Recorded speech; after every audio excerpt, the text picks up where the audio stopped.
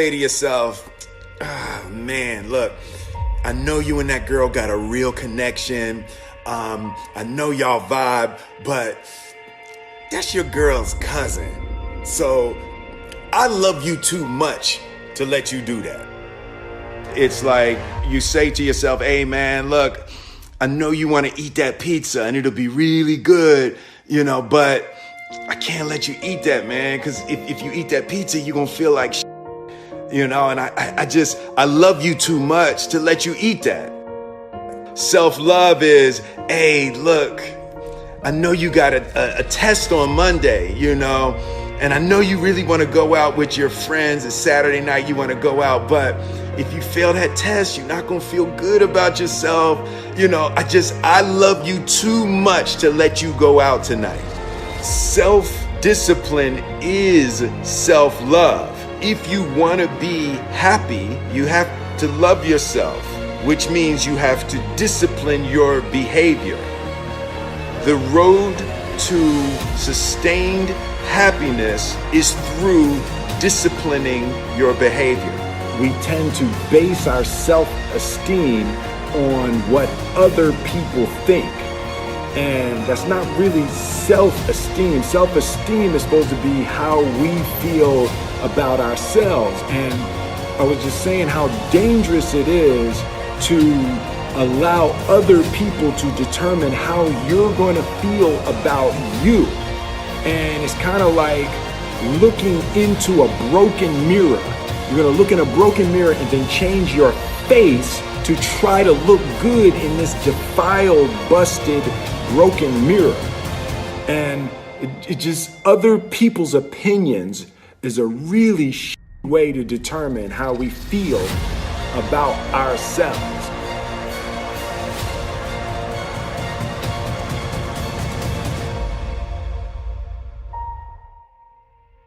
It don't matter whose fault it is that something is broken if it's your responsibility to fix it. For example, it's not somebody's fault if their father was an abusive alcoholic, but it's for damn sure their responsibility to figure out how they're going to deal with those traumas and try to make a life out of it. It's not your fault if your partner cheated and ruined your marriage, but it is for damn sure your responsibility to figure out how to take that pain and how to overcome that and build a happy life for yourself.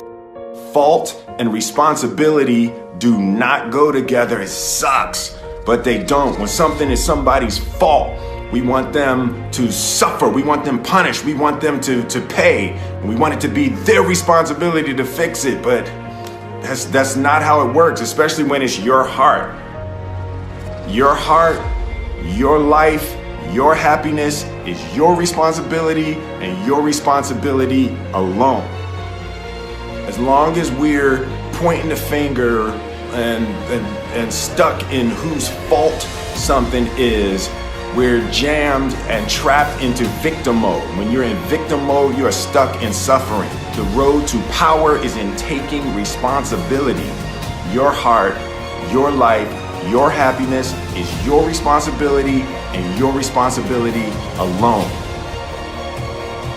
You can make a person smile, you can make a person feel good, you can make a person laugh, but whether or not a person is happy is deeply and totally and utterly out of your control.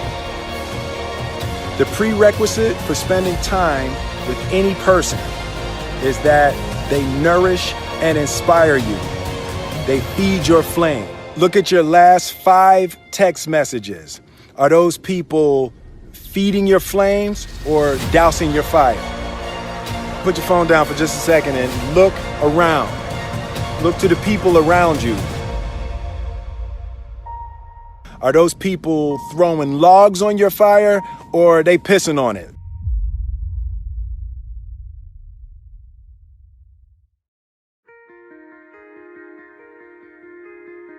I want my life, I want my work, my family, I want it to mean something. And it's like, if you are not making someone else's life better, then you're wasting your time.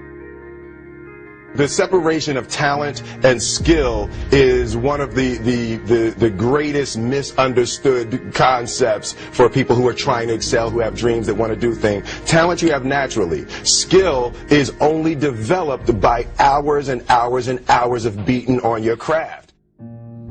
You don't try to build a wall. You don't set out to build a wall. You don't say, I'm going to build the biggest, baddest, greatest wall that's ever been built. You don't start there. You say, I'm going to lay this brick as perfectly as a brick can be laid. There will not be one brick on the face of the earth that's going to be laid better than this brick that I'm going to lay in this next 10 minutes. And you do that every single day. And soon you have a wall. And soon you have a wall.